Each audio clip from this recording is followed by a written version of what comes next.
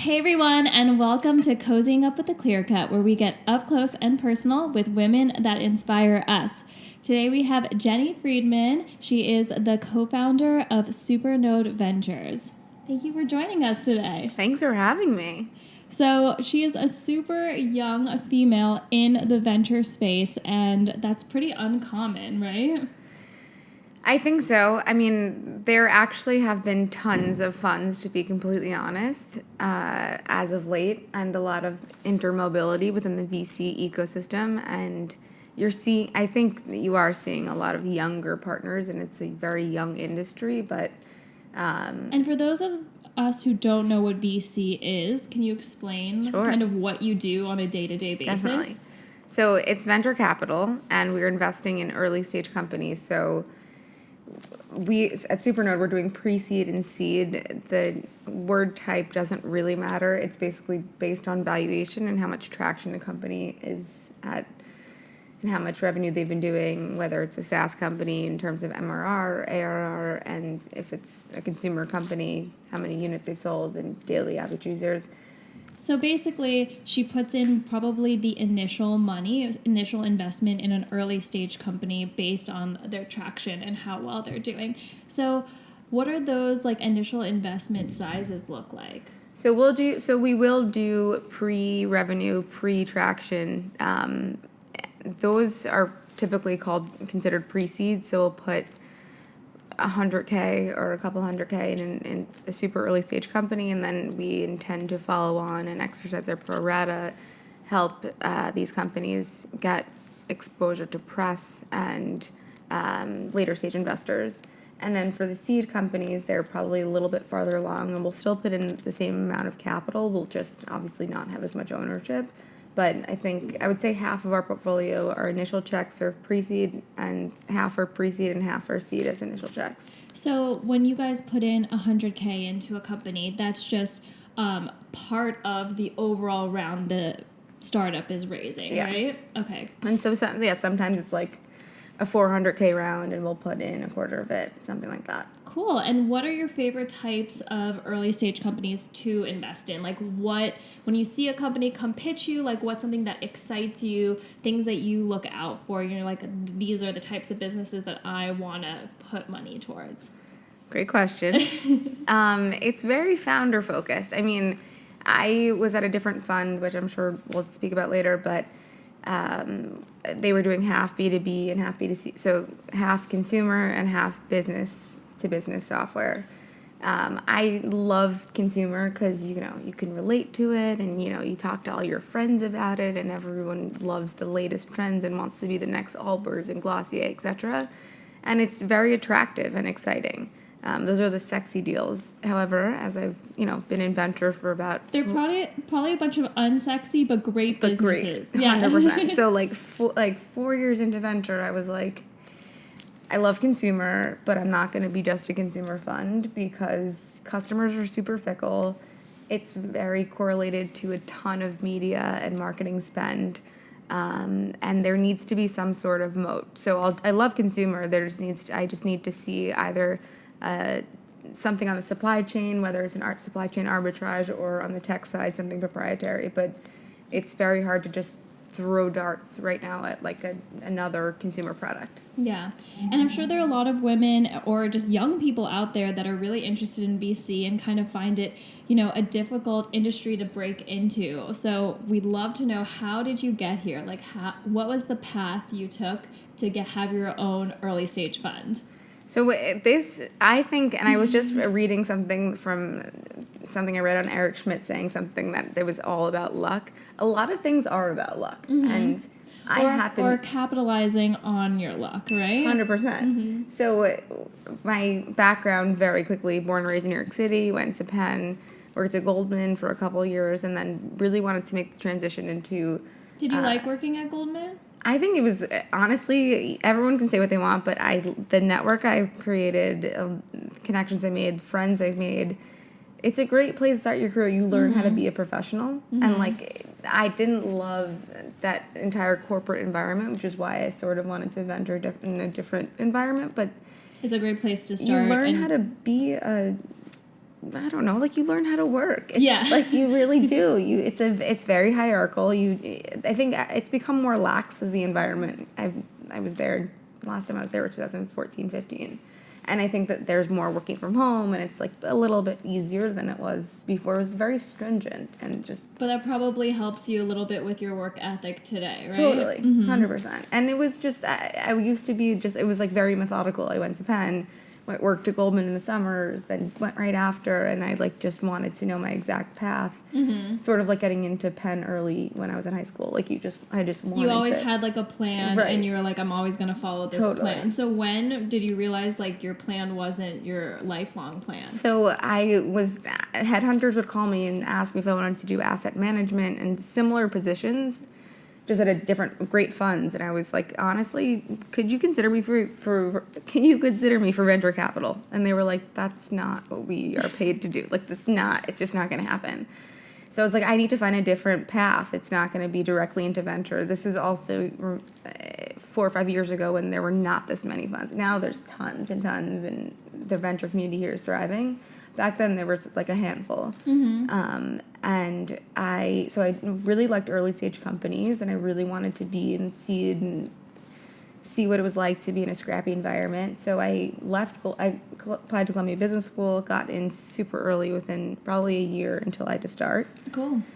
So I joined Minibar Delivery, which For that year? If you don't use it, you should. I really love Minibar. They're amazing. Their customer service is fantastic. What is Minibar? So it's basically alcohol.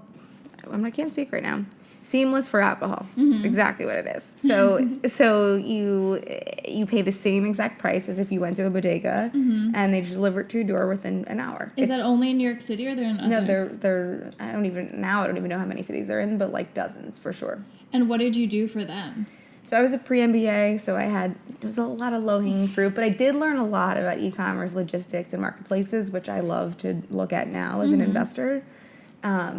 I love that, and the team was great. It was super small. It was like probably the 2 co-founders, 2 engineers, a head of growth and head of marketing, and me. And I learned so much. It was honestly fantastic. This was also the time where you could Google like 20 best startups in New York City, and you could like just find. And I was like, this sounds dope. Let me do this. So I did that until business school, and then I reached out to a friend that was in my sorority. I'll just stay because she's so fantastic, Liz Wessel. She started a company called Way Up. It was Campus Jobs way back when. I met her at Techstars. She's fantastic. I always knew she was going to just crush life. Anyway, I reached out to her and I was like, hey, do you mind introducing me to your LPs? Because that was, I no shame. And just, you got to do. You got to ask if you want something. Honestly, for anyone that's going to listen to this, you have to ask. It never hurts to ask. And the worst case is that they say no. And then Whatever. But if you never ask, you might never get that opportunity. Yes. So I asked Liz, I was like, do you mind introducing me to your LPs? And she said, ENIAC didn't invest, but Nahal, which is one of the founding general partners, did. And I think you would be fantastic with them. There's a team of 4 engineers are the co-founders and partners. And they're all from Penn, and they love the Penn contingency, and they give you a ton of responsibility, and they're great. Anyway, met with Nahal in the morning. He gave me an offer that afternoon, which is not normal at all. I think that it's due to the fact that he's married to Reshma, who is like just the greatest person, and she started Girls Who Code, and I think he just wanted to go home and say, I hired a girl. But he was the greatest mentor I ever had. He still is. He's one of my closest friends, and I co-invest with him at Supernode now. But I joined him at ENIAC, and he taught me really everything I know. So that was... So you worked there while you were at Columbia Business School? Yeah, and then a bit after... long story short, were investing outside of New York for a bit, closed their offices in New York, and then I was looking for something full-time here. And I happened to go to this is why you got to go to things, I'm not kidding. You know those things where you're just like, I really don't want to go out, but like, I have to. I stopped by this event. It was a tech event for UJA, which is a Jewish federation. Yeah. My partner was there, and this is crazy because I met the guy who introduced me to Laurel is now Liz Wessel's fiance. Tell me about it. Wow, that is a small world. the weirdest thing.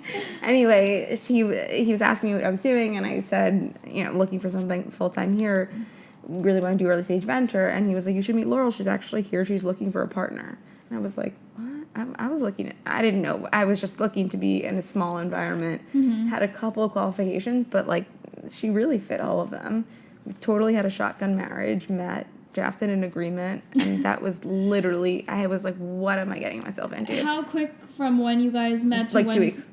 Are you kidding No, me? it was insane. How does that happen? Like, tell me, what was your conversation? Like, Crazy, and I am not, like, I'm spontaneous, but I'm not like that. She's, like, more seasoned in the industry, yes, right? 100%. So was she looking for, like, some young blood to, like, partner up with, or what? I think, so she's so kind, and she's so open, and she's very young at heart. Really quickly, her background, she had an operating company called Media Bistro. She sold it. She had only raised $500K from Marty Peretz and Bill Ackman. That was it. She basically was doing LinkedIn for the media community because her background was in journalism. So she was a business journalist and spent like 30-some years in it. And then she actually started Media Bistro because she was 30 and single and in New York and wanted to find a guy. So she started creating these like little parties to meet people. She actually met a husband, just not through that. It ended up being like a great sensation, and it took off. It was like a job board, and it was everything. She could have been Linda. She could have been Craigslist at some point. Like, that's her biggest regret. But she's fantastic. Anyway, she sold her company. She sold it for $23 million, kept it about a little bit over 60%. Then what she did with that was bought a big loft in Flatiron, where she hosts tons of events for our portfolio companies. So how long ago did you start this together? So we started it and met 2 years ago. And okay, 2 years. Like to the date almost. Oh my God, awesome. And what was your first investment together? So I actually love our first investment. We were just talking about it. It was Choosy. It's super that was interesting. Your first investment? Awesome. And I go with my family every year over Christmas, and I did diligence before I left. I was on the plane. I was like, is this how venture is supposed to work? Like, it was just very crazy. I had done all the diligence, then I sent it to Laurel, and I was like, what do you think? And she was like, I just met the founders. This is amazing. We've got to do it. So for those of us who don't know what Choosy is, can you explain? So it started, it's basically... it's Zara or H&M sort of 2.0. So they get everything off the runway and create it for you in a couple of days. And it's basically a flash fashion company. And is it like limited quantities? So I think that one of the most interesting things about it is that they will gauge interest in certain items in real time. So it really helps with balance sheet management. And they have a relationship with a manufacturing plant in China, which they have sourced all their fabrics and done everything there. So they've done a fantastic job, and that was our first deal. We were the only institutional investors. Then a couple months later, NEA and Forerunner did it, which was so. I was like, I'm so good at my job. Like, yeah, you're like starting trends. I was so happy. I was like, NEA, my first deal, and Forerunner. I was so happy. and then Cotu had just gave them a bit for a seed extension, and they're going to be out for an A soon. But they've been doing a great job. Well, they were just like, do you see them on their Instagram? They're all over mine. I get their ads all the time right? on Instagram. Yeah, and I think I read in the Forbes 30 under 30 that they raised like $11 million or something. Yeah, they raised a ton of. And that's not their A? No. Oh my God! So that was a seed? But it was expensive. It was expensive. Cool. They're going to be raising seed very shortly. Just A. So I feel like there's like such different definitions of like what seed is now versus what A, because I feel like a few years ago like $2 million would have been a Series A, right? It's all changed. So when I was at ENIAC, we were even trying to explain to people what seed investing was, and people like were very used to A being the initial investment, and everything before that was sort of angel investing, friends and family, etc. So seed evolved, and then everything's been pushed up. So it's been like what used Now, to be pre-seed is what seed exactly, used to be. exactly, and all same with A and seed. So it's like everything's gone upstream, and so then we created sort of a category. We didn't Supernode didn't create it. We saw big space in the market for it, which some other funds have been doing. It's called pre-seed, which is basically institutionalizing angel investing. So instead of raising capital from friends and family, you get everything that comes with a VC, and you're raising at a pre-product and pre-revenue. So this is out of just my curiosity. So as a venture fund, when you're investing in a consumer company, what kind of returns are you looking for if you know they're raising such big at such big valuations? Honestly, right now, I have to say everything's been, I'm trying to stay disciplined. It's been insane. Like, people are investing. I can't wait for the quote correction. It's been nuts. People are doing... Because there are companies that aren't profitable that are worth almost $1 billion, so to say, right? Insanity. I mean, So we've seen... This is I think, the busiest I've ever seen ever since SoftBank. Like, August was supposed to be dead, as it is for every other industry, and it was the busiest summer we've ever had. And through now, I mean, it's continuing to be like that. I think that, there's pre-product deals that, consumer deals that are so interesting that we would love to do, like about longevity and anti-aging and all this stuff, but they're raising at really unreasonable valuations. I mean, like, for the regular person that doesn't know much about, like, investing or venture, I know that, WeWork's been in the news, and just to see, like, them spending so much money and now not doing well after, wanting to IPO, that's something that's like, wait, so you can, like, get all this money from people but don't have to show returns, and then you're... Yeah. It just doesn't make sense. Basically, I thought that after we were... personally, I was thinking that with WeWork and with everything that's gone on in the climate, we were ready for the correction. It was going to happen soon. Yeah. But I'm still seeing, like, happened. pre-product deals that are being... Basically, when I say pre-product, it's like there's no product and there's been no sales. So it's, like, basically just... It's essentially an idea.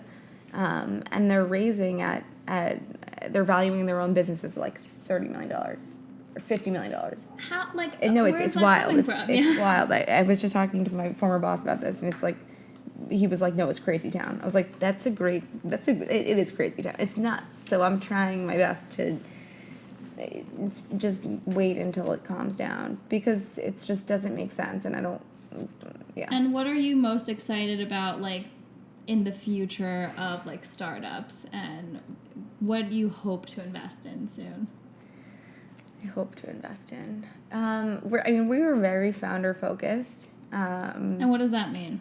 So it's when you're investing this early, it's really about the founders. So, like, how well they fit into whatever industry? Yeah, and there's, like, a thing called founder market fit, which is, like, just very real. Like, you have to understand the industry. You have to be a domain expert. If it's a technical company that you need to scale in-house, you need to be technical yourself. Do you have the grit? Are you going to persist? Like, there's so many things that you need to learn about. You need to get to know people.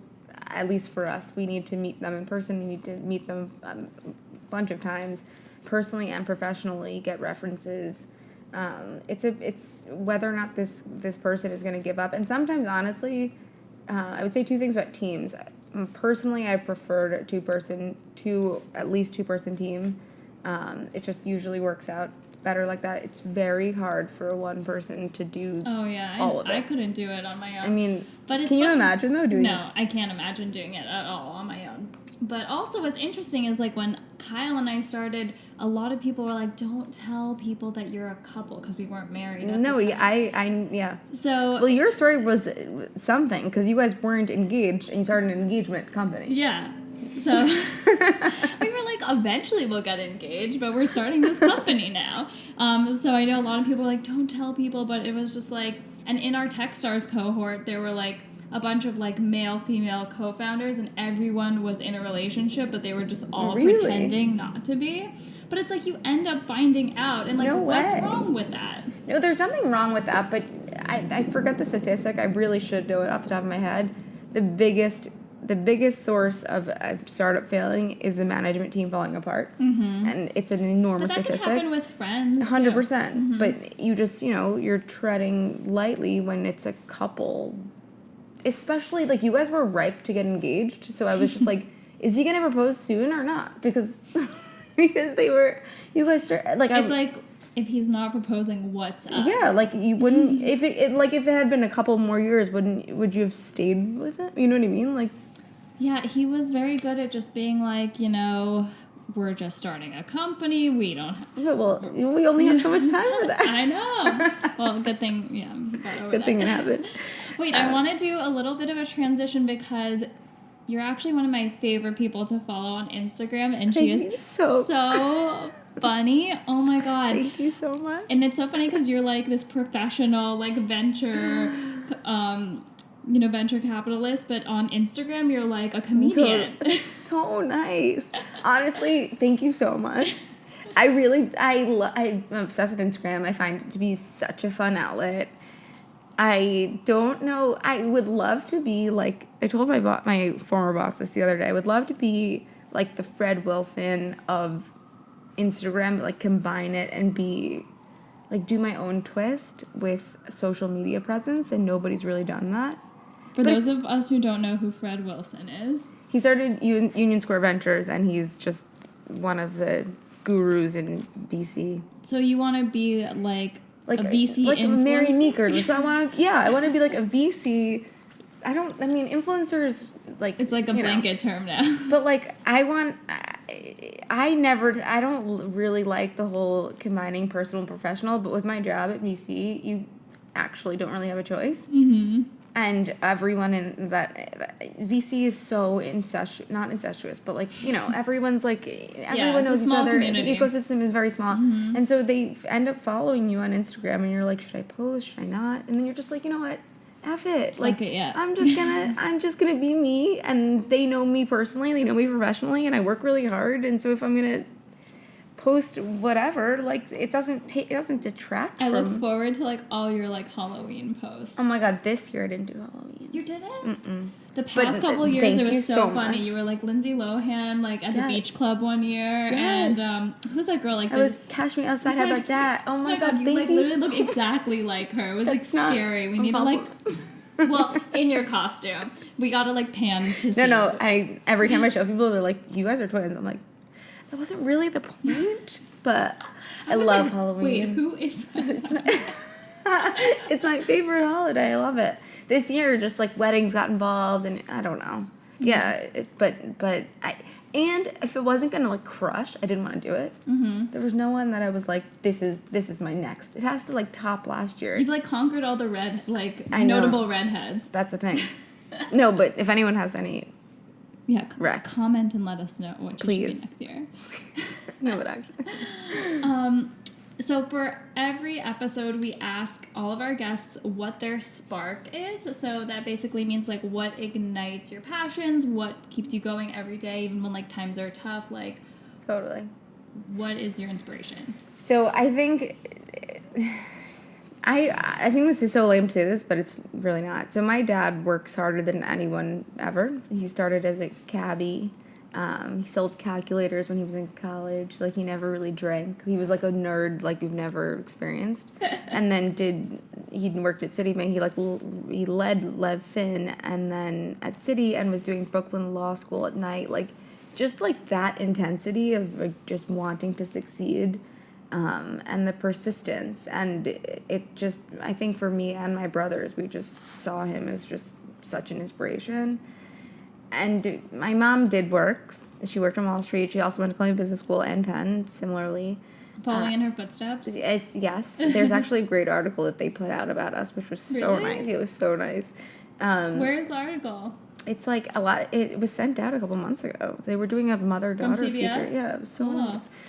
But, I mean, she still works 2 days a week, but she was a mom, and she still is a mom.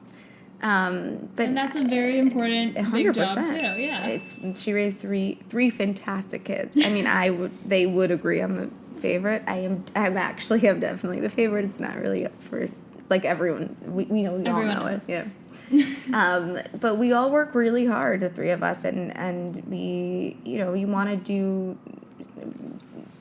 do well for yourself and for your family and your friends. With my job in particular, though, I love the fact that I can use growing up in New York and Goldman and Penn and Columbia Business School, wherever my past has taken me, to help entrepreneurs now. It's so Using rewarding. your network to help 100%. grow new businesses. And honestly, I know I talk about it in the hall all the time, my former boss, but I promise you, like, he is the definition of karma. He will do anything for anyone, always making introductions, just the kindest person. And I've learned so much from him, like, to go out of your way to respond to that email, a cold email from an alumni, or all of that. And it makes a difference. It really does, just to be helpful. And I know everyone makes fun of VCs, like, how can I be helpful? But part of our job is to really use our networks to be helpful to other entrepreneurs. And it is very rewarding when you make, you know, you close the loop on someone that you grew up with or knew from wherever to an entrepreneur that's, like, hustling and starting out, and it makes a huge difference. So we give all of our guests a spark ring, and this ring, you know, is just a daily reminder of your passions, your ambitions, you know, what keeps you going every day. No, this is perfect, because I was thinking, I have another pinky ring that I'm obsessed with, and I was like, I should get another one on this pinky. Does it fit? It's amazing. Love it. We can size it for you. No, this is it. I Awesome. love it. I'm going to post about it. This is Yeah. fantastic. I'm trying to think of something funny for Instagram now that I'll have all these new followers. I'm just Yes. kidding. Beautiful. Thank you. We also ask all of our guests to bring a piece of jewelry that is sentimental to them. So what did you bring today? Okay, well, I wear this every day. So basically, my mom didn't want me to wear an anklet. She thought it was really, not classy. And I totally disagree. So my favorite anklet ever, we were on vacation, just the two of us. We do a mother-daughter trip in summer, and it's the best week of my life. It fell off, which I'll cry thinking about it. But I loved it so much. This isn't it, but it still reminds me of exactly Where were you on your mother-daughter trip? We went to Capri in Italy. nice. We do it every year. It's so sweet. It's even, she's like, when you're in a serious relationship, can we still go? I'm like, of course we can still go. Can't wait. It's the best week ever. Anyway, despite hating the anklet, she still got it for me, and it was so sweet, and she hated it, but she was like, spent so much time, like, And it has like a helping me little figure out. elephant on So it? the other one had like some hearts and stars and stuff, but then my cousin actually got me an elephant for good luck, and it was a bracelet I turned into an anklet, and I love it. It's just like, I think it's beautiful and sexy, and I love it so much. But I even wear it in the winter where no one can see it. Yeah. And So you never ever take it off? never. I love it, except when it fell off in the ocean. You gotta be really careful with jewelry. Gotta be really it's careful. Very upsetting. Don't wear it in the ocean if you don't want to get don't. lost. And every episode we also go from our spark to sparkle, and we look at some jewelry. Today we just actually came from a shoot of our collection, and Jenny loves earrings, so I wanted to just show us our inside out diamond hoops that love are our those. blingiest hoops, and she's wearing some gold hoops Well, today. I wear gold hoops every single day. I say that they have an F for my last name, for Friedman. I love them. I mean, they don't actually, it's just the brand. But these are amazing. Yeah, so you can see diamonds from like every angle in that one. Is it weird if I ask you how much they sell them for? I think they're like 2,500. Kyle, look it up. So they're for real. Yeah, These are amazing. they're solid gold and diamonds. Mom, do you want to get these? Yeah, Mom. These are beautiful. I love them so much. Thank you. Can we confirm the price? I mean, Yeah. I think it would look great in them. Kyle's confirming. Beautiful. Love them. Love. Thank you. 24.25. 24.25. So I was estimating too high. Well, you know, Hanukkah's coming up. That's what's coming up. Hanukkah's late this year, right? Yes, it hasn't started. We still have time. Still time. And do you guys have other, like, do you guys sell a bunch We of have a earrings? whole collection now. So we Amazing. started with the custom engagement rings, but we launched our collection this past January, and now we've just been adding to it, and it's been like the fastest growing part of our business. I mean, I get that because earrings are the best. Yeah. Love earrings. Earrings change a whole outfit. Could be wearing, like, real earrings, and then, I mean, I am going out, but They change everything. It's true. I was wearing, we have these new ones that are like our downtown diamond drops, and they're just these little drop earrings, but I was wearing a really casual outfit and put them on, and I instantly was much like more elegant. And and you like feel sexy, everything about it. Yeah. I love big earrings. Awesome. Love. Well, if someone has a startup, like, how do they get to you? How are they like, Jenny, give me money? You have to use your network, which everyone does. What if you're someone that like is just smart and has a great idea but doesn't like have a network? You have to Just honestly, reach out to you on LinkedIn? No, these days I've been trying to check my inboxes. It's not the best way, but sometimes it works.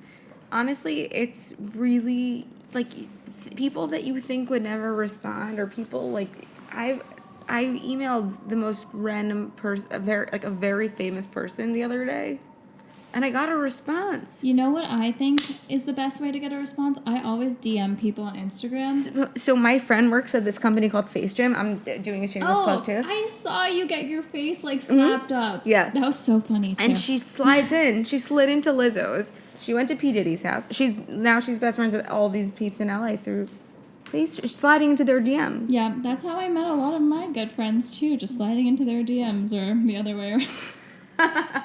It just sounds so You can meet creepy. guys that way though too. I'm single, just by the way. She's single. If you want to slide into her DMs, Feel free. Like I'll check it. or if you want money from her, slide into her DMs. I'm very useful. It can be useful. No, but you really have to use your network. Like even if your parents' friends, your siblings' friends, like. But a lot of people. So this is like a lot of critiques and criticism with the startup and venture community. I feel like it's like if you went to Columbia Business School or if you went to Penn, you have or worked at Goldman Sachs, you have a network. Like more privileged, wealthy people that friends and family. That's not a concept that a lot of 100%. people can have. I think it's a combination of things, but even so what if your friend was able to do all those things, then take advantage of your friend's network. But what if you don't even have the opportunity to meet people in those circles? Like, what if you come from, what if you grew up like in the projects in Chicago and like you didn't go to college, but you have this like amazing idea and you've been like being an entrepreneur on the side, like just out of pure hustle, but like where are you going to get your investment? Like when are you going to get people Okay, so I think I'm actually a fan of cold emailing. I do it myself when I think a startup is interesting. I do it all the time. I wrote the subject saying like Supernode Jenny and then like clear cut and parentheses Olivia. Like and